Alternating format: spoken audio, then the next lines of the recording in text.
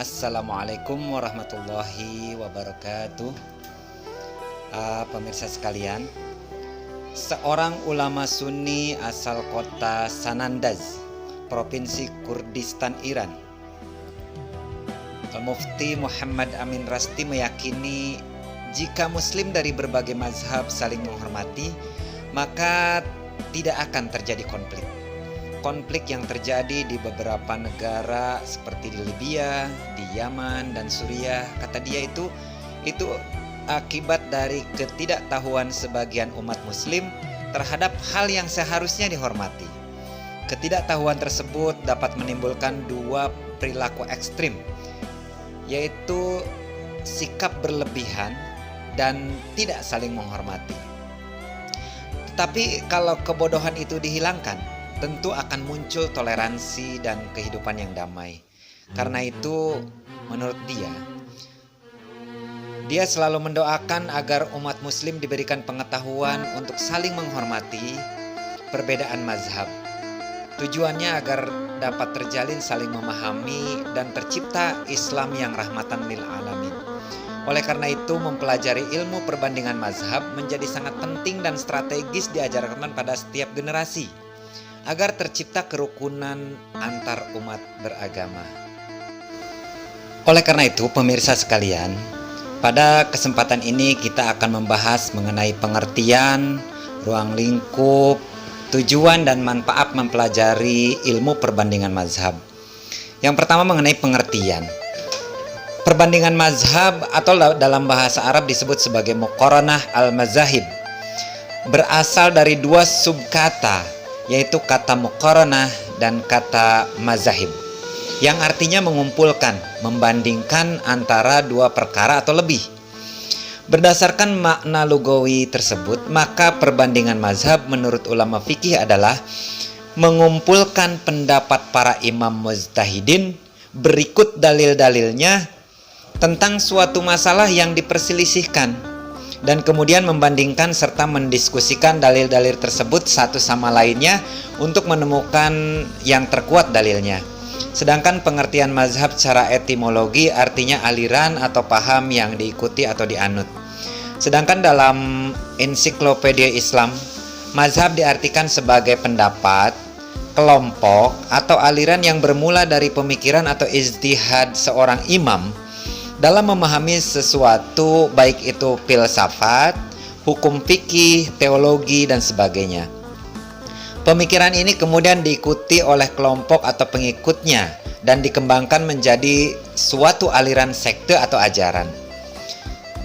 Ada pula yang mengartikan mazhab sebagai tempat berjalan, aliran, atau dalam istilah Islam berarti pendapat, paham, atau aliran seorang alim besar dalam Islam yang disebut sebagai imam, seperti Imam Syafi'i yang dalam hal ini mazhab Syafi'iyah, mazhab Maliki yang digawangi oleh Imam Maliki, dan lain sebagainya. Dari pengertian-pengertian di atas mengenai arti muqaranah maupun mazhab itu sendiri, baik secara etimologi maupun secara terminologi, tentunya kita bisa memahami bahwa yang dimaksud dengan perbandingan mazhab atau muqaranah al-mazahib adalah membandingkan atau mempertemukan serta mendiskusikan pendapat atau pandangan mazhab-mazhab terhadap suatu masalah dengan mengadakan seleksi atau perbandingan terhadap dalil-dalil yang mereka gunakan serta cara beristinbat atas dalil tersebut dengan segala argumentasinya. Mazhab-mazhab yang telah tumbuh dan berkembang yang menjadi pegangan masyarakat ternyata memiliki metodologi atau cara-cara yang berbeda satu sama lain dalam melakukan istinbat hukum. Perbedaan tersebut berkisar pada perbedaan pola pikir para imam mazhab serta sistematika sumber yang digunakan, juga latar belakang imam tersebut yang kemudian berimplikasi pada perbedaan produk hukum yang dihasilkannya. Perbedaan tersebut disebabkan perbedaan pemahaman terhadap nas dan karakteristiknya. Daerah atau tempat imam itu tinggal juga menjadi sebab terjadinya ikhtilaf pada dalil-dalil dan masalah yang sama. Sehingga itu juga menjadi bahasan yang menarik dalam perbandingan mazhab ini. Bidang kajian perbandingan mazhab ialah seluruh masalah fikih yang di dalamnya terdapat dua pendapat atau lebih. Sedangkan masalah-masalah fikih yang terjadi ijma atau ittifaq, maka masalah tersebut tidak termasuk dalam kajian perbandingan mazhab. Secara eksplisit dapat kami kemukakan bahwa ruang lingkup pembahasan perbandingan mazhab meliputi hal-hal sebagai berikut. Yang pertama, dalil-dalil yang dijadikan dasar oleh para mujtahid baik dari Al-Quran, Al-Hadis atau dalil-dalil syara' lainnya. Yang kedua, metode atau cara mereka berijtihad dan cara beristinbat dari sumber-sumber hukum yang mereka jadikan dasar dalam menetapkan hukum. Yang ketiga, latar belakang para mujtahid itu sendiri. Latar belakang timbulnya suatu mazhab dan perbedaan-perbedaan yang kemudian muncul di tengah-tengah mazhab yang ada.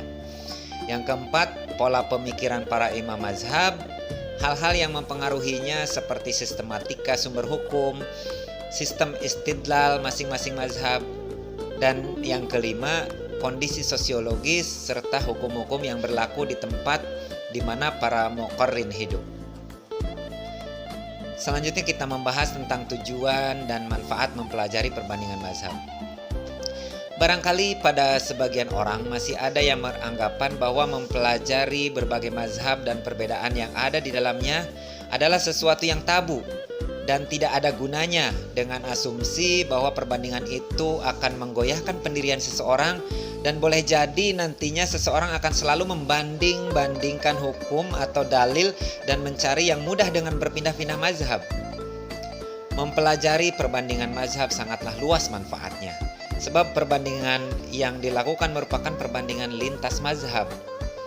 Tidak ada lagi keterkaitan pada satu paham. Netralitas benar-benar diuji dalam hal ini sehingga keputusan yang diambil benar-benar objektif berdasarkan kenyataan dan bukan rekayasa hukum.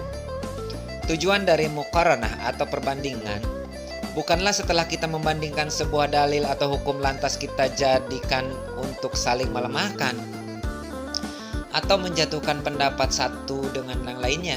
Karena fungsi perbandingan satu dengan lainnya karena untuk mempererat atau mendekatkan mazhab-mazhab itu sendiri.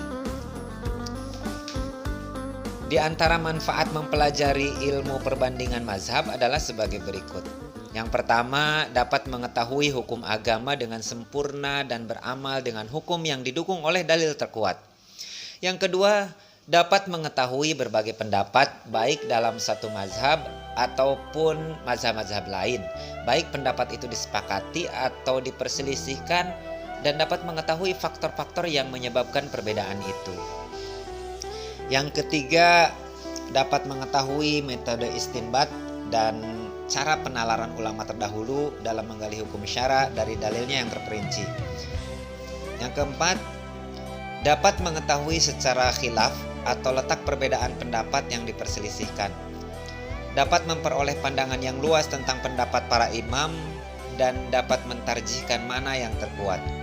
Yang keenam, dapat mendekatkan berbagai mazhab sehingga perpecahan umat dapat disatukan kembali, ataupun jurang perbedaan dapat diperkecil sehingga ukhuwah Islamiyah lebih terjalin.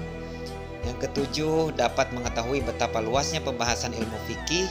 Dan yang kedelapan, dapat menghilangkan kepicikan dalam mengamalkan syariat Islam yang hanya terikat pada satu pendapat serta menyalahkan pendapat yang lain.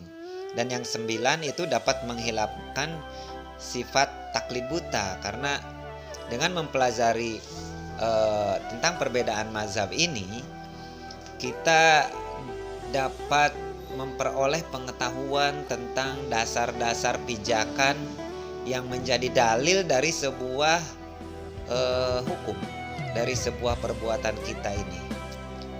Mungkin itu saja pertemuan kita kali ini, dan nanti akan dibahas lebih lanjut oleh pemateri yang lain tentang hal-hal yang terkait dengan ilmu perbandingan mazhab. Demikian, wassalamualaikum warahmatullahi wabarakatuh.